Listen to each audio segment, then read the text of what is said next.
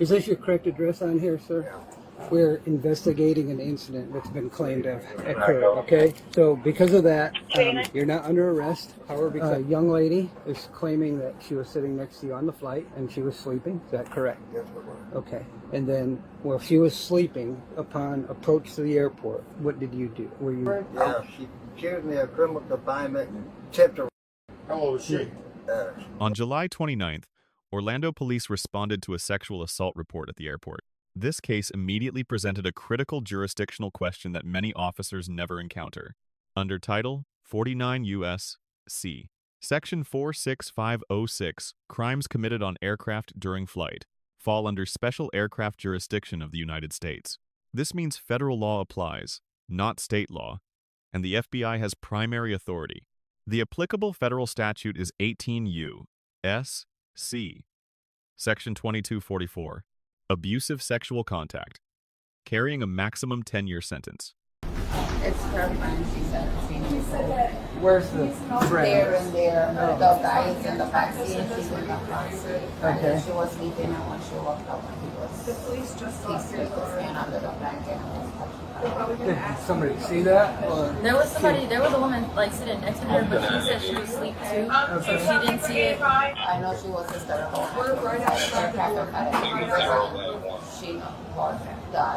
girl was really hysterical in the aircraft too. Okay. So, Yeah, he was acting crazy before he even got on the plane. That's why they let him on last, because he was cursing the girl at the front. He said he wanted the plane to crash. He was like, I hope the plane crashed. And they let him on? yeah, that's what I said. Yes.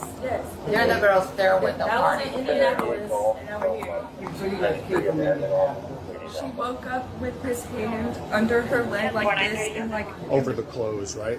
yeah. Not that, look, and I'll tell you guys first, before I do anything in this life here, I'm the father of 3 daughters. So that's where my mindset Yeah. is always. Okay? I got 3 girls, all right? I really want him gone. I Yeah. want him locked up. The way this is handled because it was up in the air, just so you guys know, is very weird. Okay? It's not really somebody leaving in handcuffs. Because of jurisdictional stuff, we already called the FBI, and that guy should be on his way out here.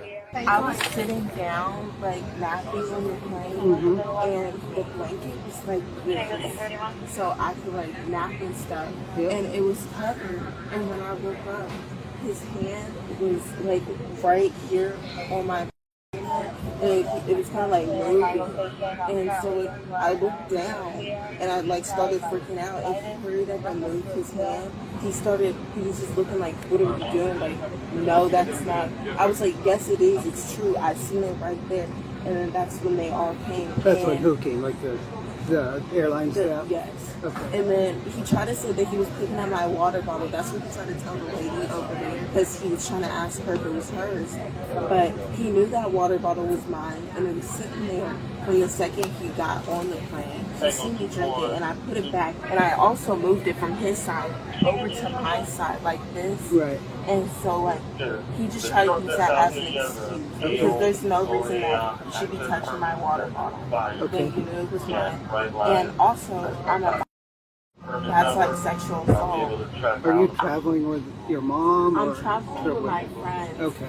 They're like out there. Okay. Is any of them an adult? Uh-huh. Okay. Do you have an ID with you on your boarding pass first? Yeah, she got the board. Okay. I'm Officer Stegman with the Orlando Police Department. This is Corporal Shellhorn. I should have let that thermos on the floor. That's what I did. I picked it up and actually did. I hit her leg. I didn't say nothing about her laying on my shoulder sleeping. I'll do it. Is this your correct address on here, sir? Yeah.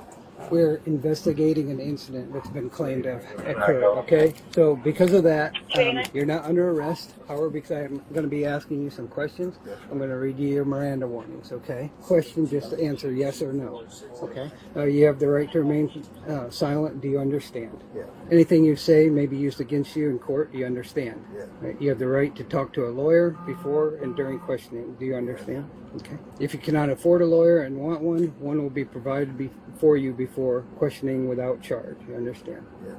Has anyone threatened or promised you anything in order to get you to talk to me? No. Okay.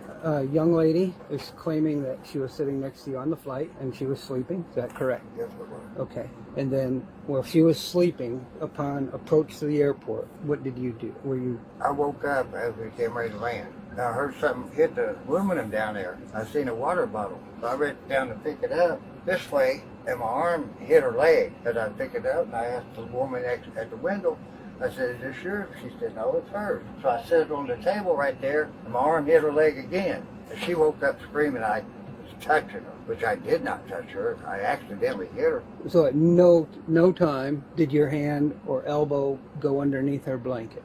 No, sir. What would incline her to make that claim again? I do not know. She doesn't know you? No, I don't know. Okay, you're not traveling with her? No, she was sleeping on my shoulder when I woke up. And I was sitting here like this, and she was leaned over on my shoulder, and I was sleeping like this. Next thing she moved over that way a little bit, had her legs up like this, sleeping. And that's why I grabbed the thermos off the ground when we get ready to leave. So you reached across her to get the thermos? No, I leaned down like this, straight over like this. I was sitting like this, and I reached down like this and grabbed the thermos. And my arm hit her leg when I reached down. But I set it up on this was down like this. I set the thermos on there after I asked the woman. And when I went to put it over there, my arm brushed against her leg right here. And that was it. I never touched her any which way or form. And when we left the airport in Indianapolis, she took pictures out the window, and I asked her, I said, I'd like to take my camera and take pictures out the window with my phone. She said, don't give me your phone number and I'll just send them to you. I said, okay. So I give her my phone number. Okay. But that's the only conference we had.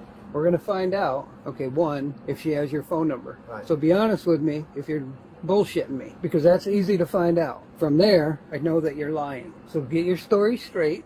Hey, be honest with me. I'm honest with you. Okay. I'm telling you the truth. Okay, so if she has your phone number, that may corroborate a little bit. But if she does not have your phone number, which she would have told me, I just talked to her up there, Right. that, yeah, the guy next to me, he seemed nice or whatever the case may be. I was taking photographs out the window and said I would send them to him. He gave me his phone number. One, I don't believe that, because the other thing is you already had an incident at the gate there that somebody had to come out and talk to you about. While you're on this flight, I don't even know. So you started out, one, almost in trouble. Now you possibly are in trouble. No. I called the scene at the airport up there because they charged me $100 to bring my bag over. Okay, I'm calling the corporal right now, who I think might be with her, and I'm going to see if she has your phone number. If she does not have your phone number, then I know you're completely lying to me. But she got my number. Okay. Do you have any drinks or under any medication? But no. Nothing today? No. There's a thermos. What is this thermos? What does it look like? Was it Silver yours? one with a blue. Was it yours? No, it was that lady that was sitting next to me. The woman sitting at the window told me it was her. The woman sitting next to me. So I left it on the bench right there. Hey, are you with her? Can you ask her if this gentleman gave her his phone number to forward some pictures to him? Where's your final destination that you're going to? It's 2 hours away from here. But you're going to be driving. You're Yeah, taking they're some gonna type of drive. land transportation. Yeah, they're driving somewhere else. Who's picking you up? My friend Bill and Kathy Terry. Okay.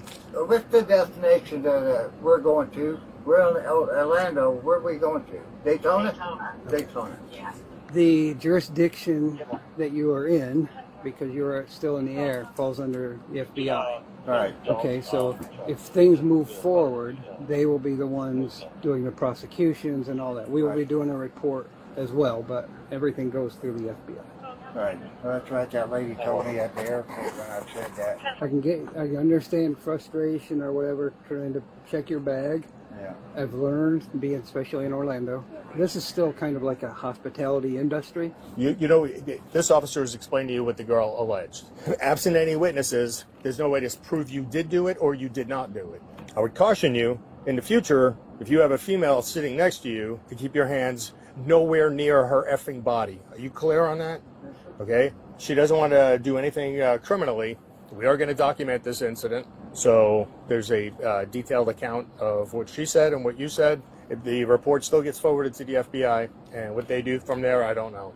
What did you get arrested for in regards to? The registered sex offender part out. My girlfriend. Girlfriend? Yeah, she accused me of criminal confinement and tipped her. How old was she?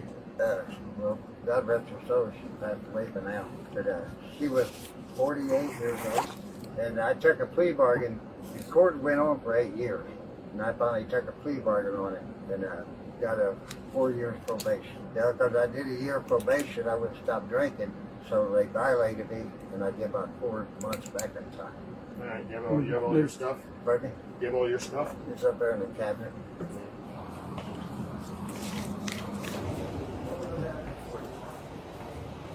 Yes. Yes, ma'am.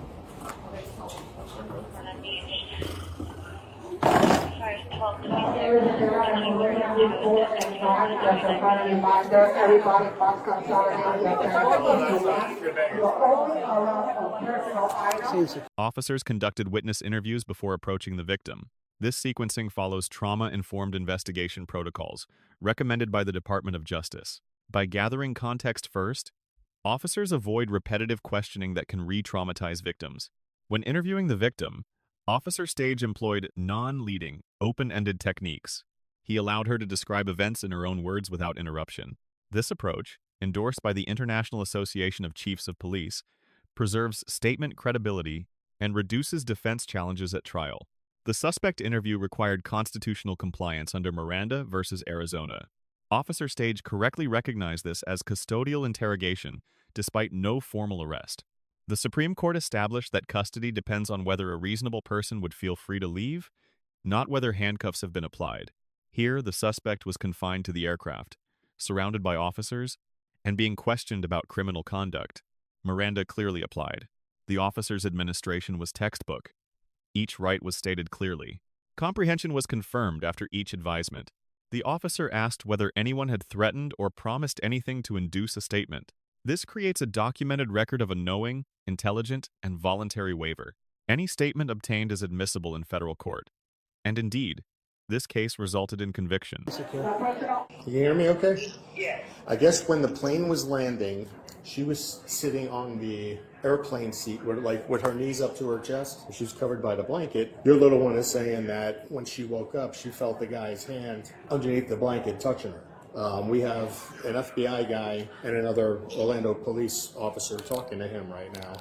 Okay. So I was just coming back out to reaffirm with your daughter that that's what happened. Because obviously the guy's not going to come out and say, "Oh yeah, this is what I did."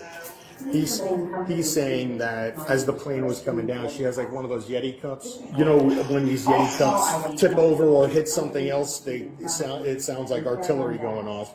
So I guess her Yeti cup hit the aluminum frame underneath the seat in front of them. So he bent down to pick it up, and he said, "You know, my elbow hit her leg. You know, he accidentally hit her leg again." That's his account. But again, I was only there for like the first couple of minutes. He seems a little weird, but not. I don't know that there's a type, but you know, of course I'm going to believe anything that comes out of your daughter's mouth.